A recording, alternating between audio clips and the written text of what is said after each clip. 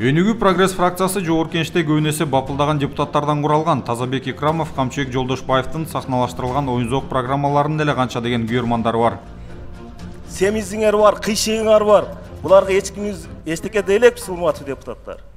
Ошондуктан бир кичине өзүңөрдү кармасаңар, кармап жакшы мындай болот. O immunitetti көтөрүш үчүн кайсы өсүмдүктү же только бейдин сүтүн, багалангосубу же башка эмнени жеш керек? Себеби оордан кутуптат экен да. Автоматы жок эле, качушасы жок, ушуну бир карап айтып көрсөңөр, кандай оюңар бар бугалда. Урматтуу Камчыбек Жолдошбаевич, иммунитетти көтөрүш үчүн негизи ат башынын балын жеш керек да. Бүгүн бирок назарды дагы бир өнүгүүчү Гүлшат Асылбаевага буралы деп турабыз. Бул айым фракциялаштары Тазабек Икрамов Камчыбек Жолдошбаевга салыштырмалуу сахнага кийинчерээк чыгып, элдин оозун алына баштады. Буга чейин жогоруда ысымдары аталган эки эл өкүлү болгону сөз айкалышы, грамматикадан тайып келишсе, Гүлшат Асылбаева кыргыз тилинин баардык тарабынан аксап мүдүрүлүп келет. Корутундуга келет. Кыргыз Республикасынын айрым мыйзам актыларына, Кыргыз Республикасынын салык кодексине, мамлекеттик социалдык камсыздандыруу боюнча камсыздандыруу төгүмдөрүнүн тарифтери жөнүндө, мамлекеттик социалдык камсыздандыруу жөнүндө Кыргыз Республикасынын мыйзамдарына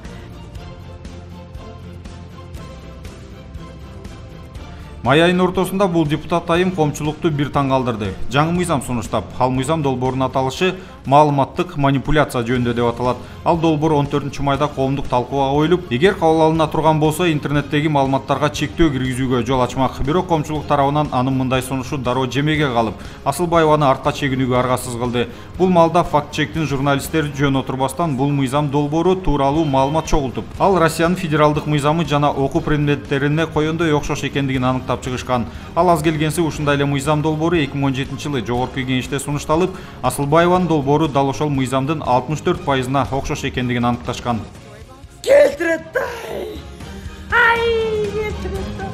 Бир мыйзам долбоорун сунуш кылып, анысы фиаскага кептелген соң Гүлшат Асылбаева токтоно албай калдыбы же мыйзам чыгаруу дээринде бар экендигин түшүндүбү айтор. Андан кийин ал балдардын саламаттыгын жана алардын өнүгүшүнө тоскоол кыла турган маалыматтардан сактоо мыйзам долбоорун сунуш кылгандыгы белгилүү болду. Ал мыйзам долбоорун иштеп чыккандар 18 жашка толо элек балдарды айрым маалыматтардан коргонууну сунушташкан.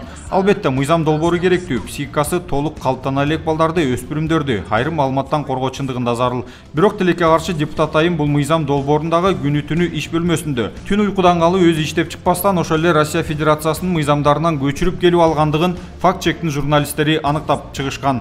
Анда Асылбаева менен Россиянын мыйзам долбоорунун 86–100% окшоштугун табышкан. Болгону өлкөнүн аталыштарында гана айырма бар. Биринде Кыргыз Республикасы, биринде Россия Федерациясы деп жазылган. Асабадан көчүргөм. Эмне сен Асабадан көчүргөн? Сен эми өзүң айтпадың, азыркы турмушта отчетко чагылдырып жаз деп. Бирөөнүн эмгегин ушинтип менчиктеп алганды жакшы көргөн Гүлшат Асылбаеванын буга чейинки дагы бир кызыктуу фактысына токтолсок, ал буга чейин салыкчылардан эки компанияда үлүшү бар экендигин салык декларациясына киргизбей жашырып койгон. Журналисттер 2015, 2016, 2017 жылдары Асылбаева тарабынан толтурулган декларациялар жарым-жартылай бош экендигин аныкташкан. Анда 2015 жылы депутаттын кирешеси 2 миллион 51 сомду түзгөндүгү жана 123 чарчы метр батири, 74 чарчы метрлик коттеджи бар экендиги гана көрсөтүлгөн. 2017 жылы болсо эл өкүлүнүн кирешеси 696 миң сомго түшүп кеткен. Ошол эле учурда Гүлшат Асылбаева аз дегенде эки компанияда үлүшү бар экендигин жашырган. Ал Жунсоу жана Коньячный дом ишканалары. Муну убагында декларатор сайты маалымдаган. Эң кызыгы 2017 жылы Асылбаева өлкөдө алкоголдук продукцияларга бирдиктүү мамлекеттик автоматташтырылган маалымат системасын киргизүү боюнча мыйзам долбоорун сунуштаган. Аны менен ал өлкө казынасы 1,4 миллиард сомго толуктарын жүйө келтирген. Мына ушинтип эле ишкерлер парламентке өтүп алып, өзлөрүнө жана бизнес өнөктөштөрүнө гана пайдалуу мыйзам долбоорлорун өткөрүп алып, кээде эл алдында коёндой окшош мыйзамдарды сунуштап, бизнес империяларынын гана камын ойлоп жүрө беришет.